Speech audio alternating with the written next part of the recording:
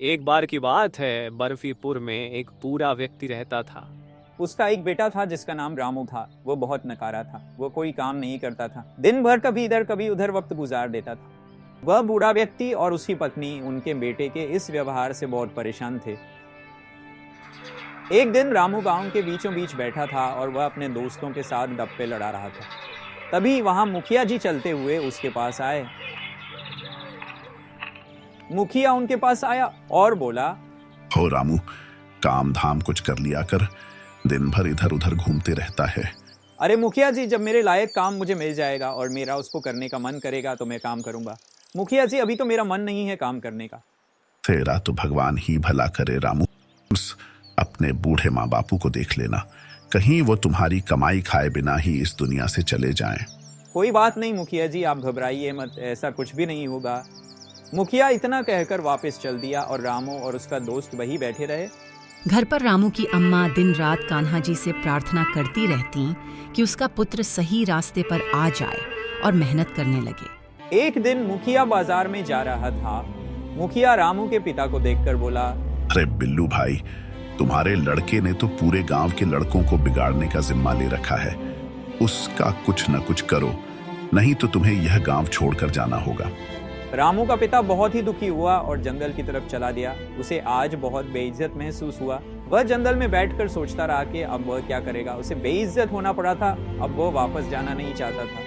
पूरी रात वह जंगल में बैठा रहा और सोचता रहा और वहीं सो गया। जब वह सो रहा था तो वहां एक ऋषि प्रकट हुए। वह ऋषि वहां पर तपस्या करने आए थे। बर्फीपुर के मयूर जंगलों में अक्सर ऋषि मुनि तप करने आते थे। ऋषि उसे देखकर सोच में पड़ गए, क्योंकि रामू के पिता के मुख पर बहुत चिंता थी। तो ऋषि को उन पर दया आई और वह आगे बढ़ ही नहीं पाए और वहीं बैठकर उसके उठने का इंतजार करने लगे। जब वो उठा तो उसके पास खाने का मटका पड़ा था और ऋषि उसको एक सुंदर स्थान पर ले आए। तभी वहां ऋषि प्रकट हुए। उसको देखकर मुनि बोले, पुत्र, तुम इतने घने जंगल में क्यों पड़े हुए थे और इतने चिंतित क्यों प्रतीत हो रहे हो? अरे ऋषिवर, क्या बताऊं आपको, मेरा एक ही पुत्र है और वह इतना निकम्मा है कि लोगों की हर रोज की बातों ने मुझे गांव से निकलने पर मजबूर कर दिया। मुझे चिंता है कि वह जिंदगी में कुछ नहीं कर पाएगा। पुत्र, तुम्हारी पत्नी कान्हा जी से प्रार्थना कर रही थी। मुझे उन्होंने इसी कार्य हेतु तुम्हारे पास भेजा है। जाओ, अपने पुत्र से कह दो कि अगर वह जंगल में जाकर गायत्री मंत्र का जाप करेगा तो उसे अपार धन का स्वामी बनाया जाएगा। पता नहीं ऋषिवर वह मानेगा या नहीं, किंतु मैं आप पर विश्वास कर अवश्य ही उससे जाकर यह कहूंगा। तुम जाओ पुत्र, विश्वास करो। कान्हा जी ने तुम्हारी प्रार्थना सुन ली है। कल्याण हो। इतना कहकर ऋषिवर ने बिल्लू को जंगल के बाहर का रास्ता दिखाया और वह गांव की तरफ चल दिया। बिल्लू गांव की तरफ आ ही रहा था। रामू का दोस्त उसे ढूंढते हुए आया और बोला, बाबा आप कहाँ चले गए थे? अरे बेटा, मैं तो घर छोड़कर चला गया था, लेकिन मुझे रामू से जल्द ही मिलना है। चलो चले। वह दोनों घर को चल दिए। उसकी अम्मा घर पर बैठी प्रार्थना कर रही थी, क्योंकि रामू का पिता पूरी रात घर नहीं आया था। जब वह घर वापस आया तो रामू की अम्मा और रामू को चैन आया और तुरंत ही बिल्लू बोला, पुत्र रामू, तुम्हें मयूर जंगलों में जाना होगा और वहां जाकर तुम्हें गायत्री मंत्र का जाप करना होगा और तुम्हें प्रभु अत्यंत धनवान व्यक्ति बनाएंगे। तुम जाओ अभी इसी वक्त। अगर तुम नहीं गए तो मैं यह घर छोड़कर चला जाऊंगा। रामू चुपचाप मयूर जंगलों की तरफ निकल पड़ा। उसे उसके पिता ने बोला था कि वह अपने कपड़ों के बिना और कुछ भी साथ नहीं लेकर जाएगा।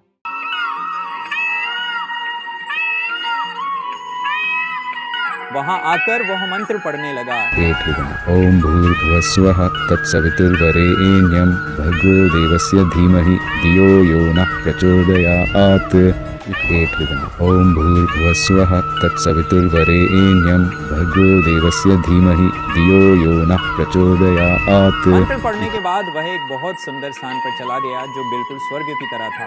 वह झील के मनमोहक सौंदर्य को निहारता रहा। तभी पानी पर चलते हुए ऋषि तेजस्वी आए। वह झील पर ऐसे चल रहे थे जैसे वह जमीन पर चल रहे हों। वह ऋषि उसके पास आकर बोले, पुत्र, मैं तुम्हें अपने कमंडल से गेहूं के बीज दूंगा, जिसका एक बीज तुझे 100 गुना फल देगा और इसका फल कभी खत्म नहीं होगा। लेकिन तुम्हें इन गेहूं के बीजों को 6 ब्राह्मणों का आशीर्वाद दिलवाना होगा। और जो भी वो बोलेंगे तुम्हें करना होगा। ऋषि ने उसे गेहूं के बीजों से भरी एक बोरी दी और उसे उन ब्राह्मणों के पास जाने को बोला। इतना बोलकर ऋषि वहां से गायब हो गए। उसके बाद रामू वहां से उठकर चला आया और अब उसे 6 ब्राह्मणों के पास जाना था। ऋषि ने उसे कुछ नहीं बताया था, लेकिन वह लालच और मन में विश्वास कर एक गांव में चल दिया। लेकिन वह गायत्री मंत्र का जाप कर रहा। अचानक उसने भगवत गीता पढ़ रहे ब्राह्मण को देखा तो उसके पास चला गया। वह उन ब्राह्मण से बोला, मुझे यह पोटली ऋषि तेजस्वी ने दी है, कृपया बताएं मैं इसका क्या करूं। पुत्र जाओ और तुम अपने हाथ से एक एक बीज को निकालकर मेरे घर के पीछे वाले खेत में जाकर बीजो, हर एक दाना तुम्हें अत्यंत फल देगा। ठीक है ऋषिवर, मैं ऐसा ही करूंगा। स्मरण रहे कि जितने बीज तुम बीजोगे उतना ही फल तुम्हें मिलेगा। तो अब यह तुम पर निर्भर करता है कि तुम कितने बीज बोगे। अब वह वहां जाकर बीज बोने की तैयारी करने लगा। दिन रात वह हल चलाता और बीज बीजता रहा। उसे ऐसा करते हुए 25 दिन गुजर गए, लेकिन उस पोटली में से गेहूं के दाने खत्म ही नहीं हो रहे थे। वह भागता हुआ बोला कि ऋषिवर, पोटली में से बीज खत्म ही नहीं हो रहे। तो पुत्र तुम बीजते जाओ। तुम्हें क्या हुआ? तुम्हें तो अपार धन का स्वामी बनना है।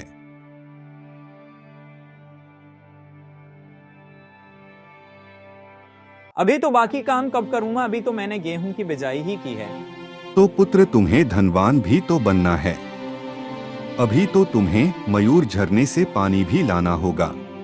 ठीक है ऋषिवर, मैं अभी जाता हूँ। सांझ जब वह मयूर झरने पर गया तो वहां उसके इंतजार में एक और ब्राह्मण बैठे थे। उसे देखकर ब्राह्मण बोले, पुत्र आ गए तो मैं तुम्हारा ही इंतजार कर रहा था। तुम इतना लंबा सफर फिर से तय कर यहाँ मयूर झरने का पानी लेने आए हो, तो मैं तुम्हें पानी और खाद दोनों मिलाकर देता हूं। इससे तुम्हारी फसल दोगुनी होगी। रामू ब्राह्मण का धन्यवाद देते हुए वापस लौट गया। उन ब्राह्मण ने उसे सदैव धैर्य और साहसी होने का आशीर्वाद दिया। जब रामू ने पोटली उंडेली तो उस पोटली में जल की धाराएं बहने लगी और उसके खेत सिंच गए। अब वह ऋषिवर के घर आया और बोला, अब बताएं ऋषिवर, मुझे क्या करना होगा। अब तुम इंतजार करो, फसल को पकने दो। रामू बहुत खुश हुआ और बोला, अब मैं चैन से सोऊंगा। लेकिन रामू ने आज सारा दिन परिश्रम नहीं किया था तो उसे नींद नहीं आ रही थी, तो उसने सारी रात बैठकर ही निकाल दी। अगले दिन वह ऋषिवर के पास गया और बोला कि ऋषिवर, कल तो मुझे नींद ही नहीं आई, ऐसा क्यों हुआ ऋषिवर? पुत्र, मुझे तुम्हारे मन की आशंकाओं का आभास हो चुका है। तुम अब बर्फीपुर के उत्तर में भव्य पर्वत है जहाँ स्वयं देवता तप करने आते हैं, वहाँ जाओ। तुम्हारे मन में एक प्रश्न नहीं है पुत्र। तुम जाओ और वहाँ के ऋषियों से पूछो, तुम्हें अवश्य उत्तर मिलेगा। सत्य वचन ऋषिवर, मेरे मन में एक प्रश्न नहीं, अनेकों हैं, मुझे जाना होगा। ठीक है पुत्र, तुम्हारी यात्रा सफल हो।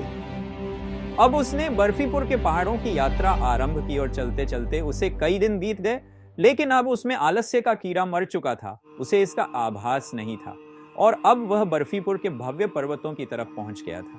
वहां से मधुर ओम का स्वर आ रहा था। रामू का मुख तेजमयी हो गया और अब वह ब्राह्मणों को ढूंढने लगा। वहां उसने देखा कि ऋषि तेजस्वी खुद को 6 भागों में बांटकर उसका इंतजार कर रहे हैं, क्योंकि उनकी आंखें खुली थी। आओ रामू बेटा, मुझे अपना मन बताओ, पूछो अपने प्रश्न। ऋषिवर, मुझे रातों को नींद नहीं आती। पुत्र, तुम्हें नींद इसलिए नहीं आती क्योंकि तुम्हारा शरीर आलस्य त्याग चुका है, वह अब परिश्रम का आदी हो चुका है। ठीक है ऋषिवर, तो मेरा अगला प्रश्न, मुझ में ये परिश्रम कहां से आया? मैं तो कभी काम करना चाहता ही नहीं था। पुत्र, किसी भी काम करने की सबसे बड़ी प्रेरणा लालच होता है। ठीक है ऋषिवर, मेरा अगला प्रश्न कृपया बताएं। मैं तब तक निरंतर परिश्रम करता रहूंगा। पुत्र, जितना बड़ा लालच होगा उतना बड़ा तुम्हारा परिश्रम होगा। जी ऋषिवर, तो बताएं, आपने मुझ जैसे निकम्मे नकारा आलस्य से भरपूर व्यक्ति को ऐसी आशीष देने के लिए क्यों चुना? क्योंकि पुत्र, अब लोगों को भगवान की आवश्यकता ही नहीं रही। वह स्वयं को इतना सक्षम मानते हैं कि उनको भरा ही नहीं जा सकता। जो खाली पात्र है उसे ही भरा जा सकता है। ऋषिवर, मेरा मन अब बदल रहा है। मुझे लगता था कि जितना आप भगवान के नाम पर दान करोगे उतना फल मिलेगा, लेकिन अगर कोई खाली है तो दान के लिए उसे स्वयं को भरना होगा। सत्य वचन महर्षि, और मेरा अगला प्रश्न, आपकी आंखें क्यों खुली थी जब मैं यहाँ पहुंचा? आप तप में से आंखें खोलकर क्यों बैठे? पुत्र, भगवान ने मुझे तुम्हें संदेश देने को भेजा था और बोला था, मैं इतना सक्षम हूं और परिपूर्ण हूं और मुझसे मदद मांगने वाले कम। तो जब भी मुझे कोई पुकारता है तो मेरी आंखें उस पर गड़ जाती हैं कि वह कौन है जिसने मुझ पर विश्वास दिखाया। मैं उस व्यक्ति पर अपना सब कुछ न्योछावर कर दूंगा। यह सुनकर रामू की आंखें भर आई और उसका भगवान प्रति दृष्टिकोण बदल गया और वह बोला, ऋषिवर, तो मेरा आखिरी प्रश्न बताएं, मैंने तभी आपसे प्रार्थना की नहीं, तो आपने किसकी प्रार्थना का उत्तर दिया? तुम्हारी माता, जो निरंतर मुझ पर विश्वास किए हुए प्रार्थना करती रहती थी। तो जिसने मुझे पुकारा, मैं उसको अवश्य उत्तर देने आऊंगा। ऐसा कान्हा जी ने मुझे तुमसे कहने को बोला। इसके बाद ऋषि गायब हो गए और वह चैन से वापस चला गया। ऋषियों से बातचीत करते हुए वह पृथ्वीलोक और स्वर्गलोक के बीच में था, जिसकी वजह से उसे 2 महीने लग गए। इतने में उसकी फसल भरपूर से भी भरपूर। उसने फसल की कटाई करी और उसे बेच दिया। उसने फसल को बेचकर अपार धन कमाया और अपने घर चला गया। अब वह दिल से परिश्रम करने लगा और लोगों को अपने उन 6 प्रश्नों के बारे में बताता। उससे बाकी लोग भी प्रभावित और उन्नत हुए।